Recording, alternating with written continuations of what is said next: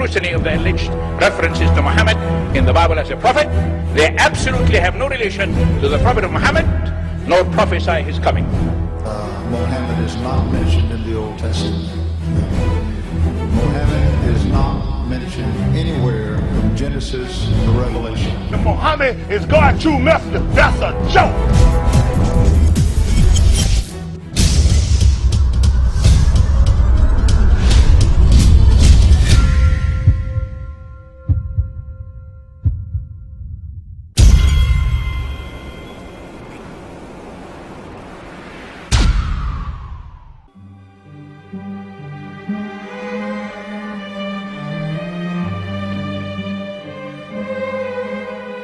Lo, we inspire thee as we inspired Noah and the prophets after him, as we inspired Abraham and Ishmael and Isaac and Jacob and the tribes, and Jesus and Job and Jonah and Aaron and Solomon, and as we imparted unto David the Psalms.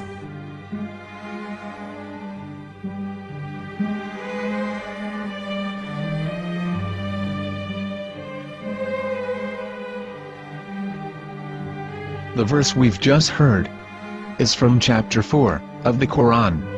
In the verse, God is affirming to humanity that Muhammad is indeed the recipient of a divine guidance, just as Noah, Abraham, and the rest of the prophets. However, some Christians and Jews today don't believe that Muhammad was a prophet and the covenant that God made with Abraham. And since the Quran is not their book of authority, in this video I'm going to show you that the book you're holding in your hands contains the name off the seal of prophethood, the Prophet Muhammad.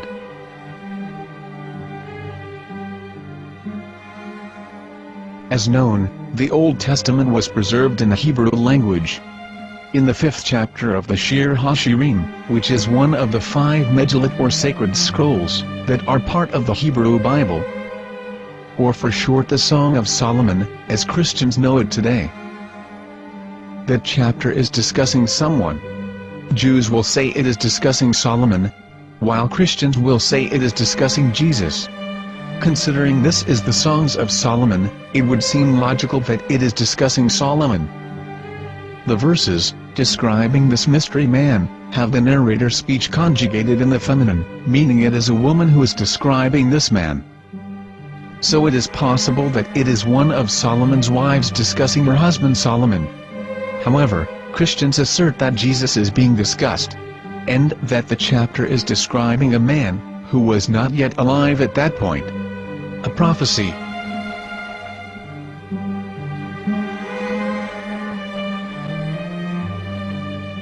In reading the English translation of Song of Songs 5:16, it finishes the description by saying, "He is altogether lovely," but what most people don't know is that the name of that man was given in the original Megillat. Here is verse 16, and how it is written in ancient Hebrew, before introducing the vowels, in the 8th century. From the Hebrew Bible, on scripturetext.com. Here is the word in question. This word is made of 4 letters. Mem, Het, Mem, Dalet. Now when reading the word as it is written in its original form, with no vowels, it can be read as Muhammad, which is the name of the Muslim prophet, or as Mamad with no A after the H. According to Ben Yehuda's Hebrew English Dictionary, it is correctly pronounced as Muhammad, not Mamad. So how we're going to know for sure if it's pronounced as Muhammad, the Muslim prophet, or as Mamad, a random Hebrew word? The only way is to give the verse to a rabbi and say to him, "Please read." Here is the Song of Songs 5:16, and how it is read by a rabbi from a Hebrew Jewish site. Please notice, the im in Hebrew is a plural of respect. Hiko mamtakim vechullo Mahamadim ze dodi vezer'i benot Yerushalayim. Hiko mamtakim וכולו מחמד, מחמד, מחמד, מחמד, מחמד, מחמדים. זה דודי וזה רעי בנות ירושלים.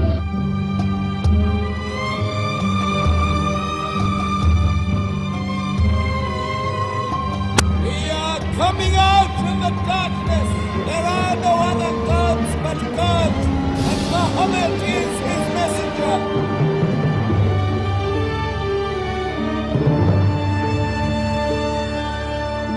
Let the world hear. חיכו ממתקים וכולו מחמדים, זה דודי וזה רעי בנות ירושלים. חיכו ממתקים וכולו מחמד, מחמד, מחמד, מחמד, מחמד, מחמדים, זה דודי וזה רעי בנות ירושלים.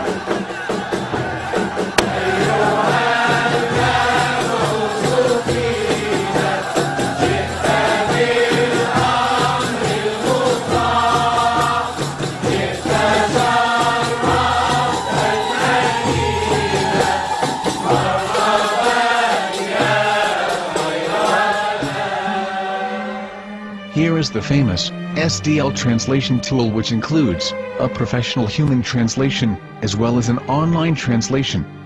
We're going to copy our Hebrew word of the Song of Songs directly from the Jewish site. It's the same site where you can hear the rabbi reading the verse in Hebrew. All links are in the description, so we're going to copy the word and paste it and ask, please translate. Are they going to translate the meaning of the name of that person? As the Bible translators did. Which is the praised and the lovely one, or are they going to keep the name as it is?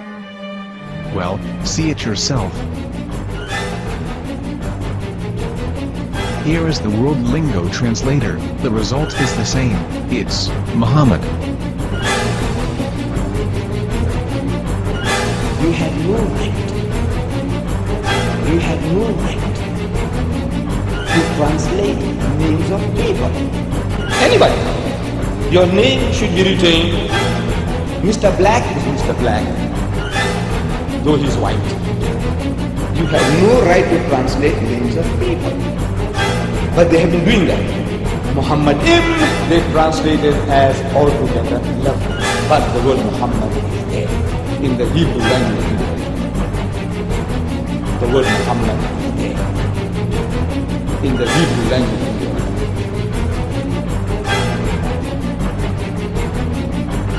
I will tell you a story from my own personal experience.